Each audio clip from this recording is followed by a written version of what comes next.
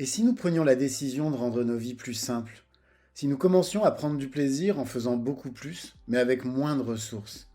Si retourner à l'essentiel devenait pour chacun d'entre nous un objectif? Je m'appelle Lionel Clément et depuis une dizaine d'années, j'ai décidé de mener une vie plus simple, plus en adéquation avec mes valeurs. Durant ces 10 années, j'ai travaillé à mener une vie plus frugale et j'ai découvert que c'était absolument pas une vie triste, ennuyeuse et pleine de frustration. J'ai découvert dans la frugalité une forme d'abondance qui aujourd'hui me rend pleinement heureux, même si je suis encore loin, très loin d'être arrivé. Et je suis convaincu que cette quête de simplicité est la quête de ma vie. J'ai créé les chemins de la frugalité pour partager mon expérience, mes découvertes, mais aussi pour vous inspirer et vous donner envie, à vous aussi, de faire de l'essentiel le tout de votre quotidien. Je vous souhaite de passer un excellent moment avec moi sur ces chemins qui, au final, ne nous mènent qu'à nous-mêmes.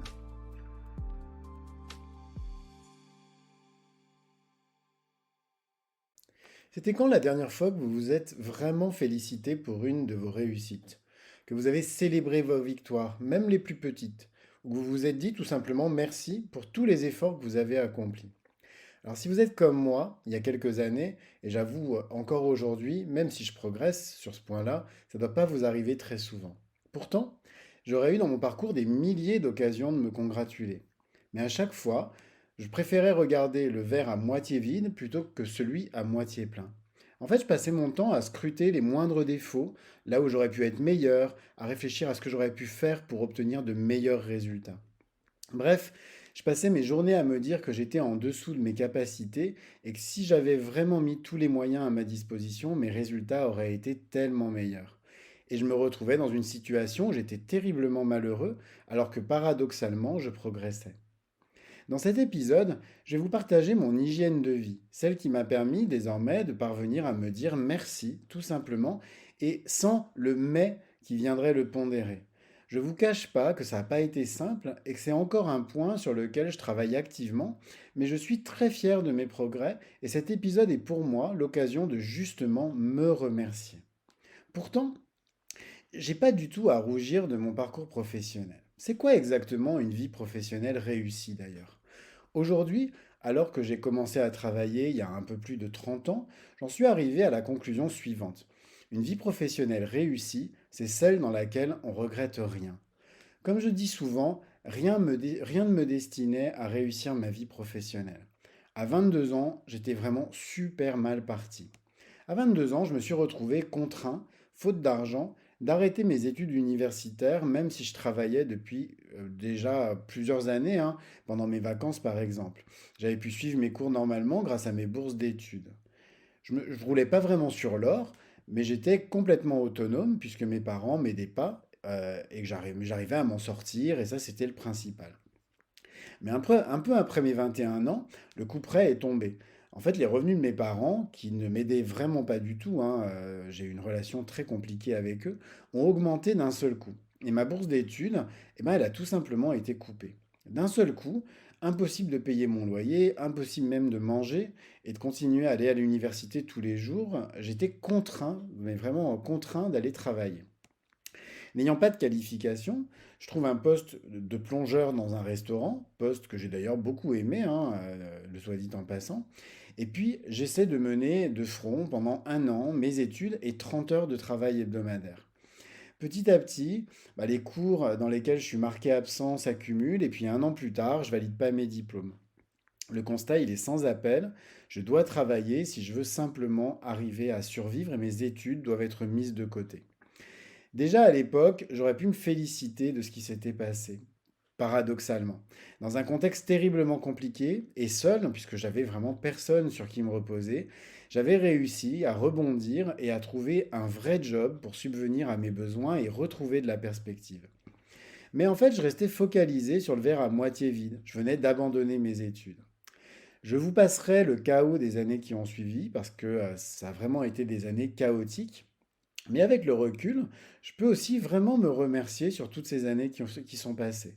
Me remercier car j'ai fait preuve d'un instinct de survie remarquable et puis surtout d'une volonté implacable pour arriver à progresser. Parce qu'il n'était pas question pour moi de me laisser sombrer. Je voulais vibrer dans mes jobs et j'étais prêt à tout pour y parvenir. C'est clairement ce qui m'a donné l'énergie de toujours progresser dans les jobs que j'occupais. Et là aussi, je peux vraiment célébrer ma capacité à avancer et à me réinventer en permanence. Faculté qui n'a pas attendu le digital et les réseaux sociaux pour s'exercer. Dans tout ce que j'ai fait, que ce soit dans l'exploitation cinématographique, dans la librairie ou encore dans les 3 entreprises que j'ai créées, j'ai toujours eu une obsession, aller le plus loin possible. Et j'y suis parvenu, moi qui n'avais aucun vrai diplôme. Encore aujourd'hui d'ailleurs, je me sens pleinement à ma place, que ce soit dans l'entreprise dans laquelle je travaille, comme dans ce projet de podcast. Je reste focalisé sur le fait d'aller le plus loin possible, et ça quoi qu'il arrive. Alors oui, j'ai vraiment eu un parcours professionnel extraordinaire. Et pourtant, je le vois qu'aujourd'hui. Pendant plus de 30 ans, j'ai passé mes journées à me répéter que j'étais un loser et que je valais pas grand-chose. En fait, j'ai une relation à la réussite particulière. En fait, j'ai toujours l'impression d'être un imposteur. On parle beaucoup du syndrome de l'imposteur depuis quelques années, mais je peux dire que je l'expérimente ce syndrome depuis plus de 30 ans. Comme d'ailleurs plein de personnes qui pourtant donnent chaque jour le meilleur d'elles-mêmes dans leur travail. Alors selon le journal of Behavior Science, vous me passerez mon accent anglais pathétique, 70% de la population active souffrirait de cette sensation d'usurper sa place, de ne pas se sentir à la hauteur et de vivre dans la peur d'être démasqué. 70%, moi je trouve ça énorme, c'est hallucinant. Et c'est en gros, ces 70%, et ben, ils se découpent ainsi. Il y a 75% de femmes et 50% d'hommes, ce qui laisse dire énormément de choses sur le sexisme ambiant dans nos sociétés. Je vous parle en détail du syndrome de l'imposteur dans l'épisode 49 de ce podcast, mais ce qui est important aujourd'hui, c'est la manière dont il s'est manifesté en moi. Alors que j'aurais eu toutes les raisons de me féliciter pour mon parcours professionnel et personnel, je persistais à me voir comme un loser qui n'avait pas fait d'études et qui donc ne méritait pas la place qu'il occupait. Ce syndrome de l'imposteur, il a d'ailleurs eu plusieurs conséquences. Premièrement, il m'a empêché de progresser autant que je l'aurais pu. Car certains défis professionnels que je voulais pourtant relever, comme par exemple mon poste de directeur général d'un groupe de librairie que j'ai occupé il y a quelques années, me mettaient dans un état émotionnel que j'arrivais pas finalement à supporter sur du long terme. Et c'est ce qui a fait que j'ai quitté cette place qui était pourtant extraordinaire. Deuxièmement, mon syndrome de l'imposteur m'a amené, de manière plus ou moins inconsciente, à me saboter moi-même. Même quand tout roulait, je mettais en place des stratégies pour échouer. Troisièmement, je me focalisais uniquement sur mes échecs, jamais sur mes réussites. Et comme j'ai eu un parcours professionnel très varié, chaque changement était pour moi la preuve de mon incompétence. Pourtant, aujourd'hui, je souffre beaucoup moins de ce syndrome. Même s'il reste très présent, j'ai réussi, l'air de rien, à le mettre en sommeil. Et si j'ai réussi à prendre le dessus sur lui, c'est parce que j'ai appris à célébrer mes petites victoires du quotidien. Alors, il y a des méthodes, plein de méthodes et plein de coachs qui vous parleront du syndrome de l'imposteur et qui vous proposeront tout ce qui est possible de plus abracadabrant pour parvenir à le surmonter. C'est normal, il y a un vrai business autour de la souffrance au travail et ça, qu'on soit entrepreneur ou qu'on soit salarié. Et c'est pas l'objet de cet épisode, même s'il y aurait vraiment un sujet sur le business du développement personnel. Ce que je veux en tout cas vous dire aujourd'hui, c'est qu'il n'y a pas besoin d'avoir une méthode complètement dingue pour parvenir à se sentir légitime. Dans la continuité des épisodes 61 et 62, donc les 2 derniers épisodes de ce podcast consacrés à la méthode des petits pas, je vous invite à vous focaliser sur les petites victoires du quotidien. C'est paradoxalement ce qui m'a permis de trouver de la confiance en moi, même sur de plus grands objectifs très structurants. Voilà la manière dont je procède. C'est ma méthode à moi, à vous de l'adapter à votre guise ou même de pas du tout l'utiliser si jamais cette méthode vous semble trop simpliste, etc. Mais moi, c'est la méthode que j'utilise en tout cas. Chaque jour, je me fixe 3 objectifs à accomplir, et pas plus, pas moins d'ailleurs. Ces 3 objectifs sont les suivants. Un objectif professionnel, c'est-à-dire un objectif dans le poste que j'occupe. Donc si j'étais entrepreneur, ce serait un objectif pour mon entreprise. Et en tant que salarié, c'est un objectif que je me fixe pour l'entreprise pour laquelle je travaille. Deuxième objectif, c'est un objectif lié à mon projet personnel. Parce que quoi qu'il en soit, que je sois entrepreneur, que je sois salarié, j'ai toujours eu un projet annexe à mon activité professionnelle. Aujourd'hui, ce projet, c'est les chemins de la frugalité. Mais ça aurait pu être un autre projet, comme à l'époque par exemple quand j'ai eu un blog littéraire, ce genre de choses. Et puis mon troisième objectif, c'est vraiment un objectif personnel lié à mon bien-être et à mon écologie personnelle. Juste un objectif pour me sentir bien. Si l'objectif professionnel peut varier, ça va dépendre des objectifs qu'on me fixe, hein, il peut être aussi, pour les autres objectifs, typiquement, si je prends l'objectif personnel lié à mon projet personnel, et ben par exemple, depuis 2 mois, c'est toujours le même. Depuis 2 mois, cet objectif, c'est de publier chaque jour un épisode de podcast. Quant à mon objectif personnel, celui qui est lié à mon bien-être, eh ben, il peut être sportif. J'avoue, j'adore la course à pied, et ça je vous en ai déjà parlé, peut-être que je vous en parlerai beaucoup plus dans les épisodes suivants.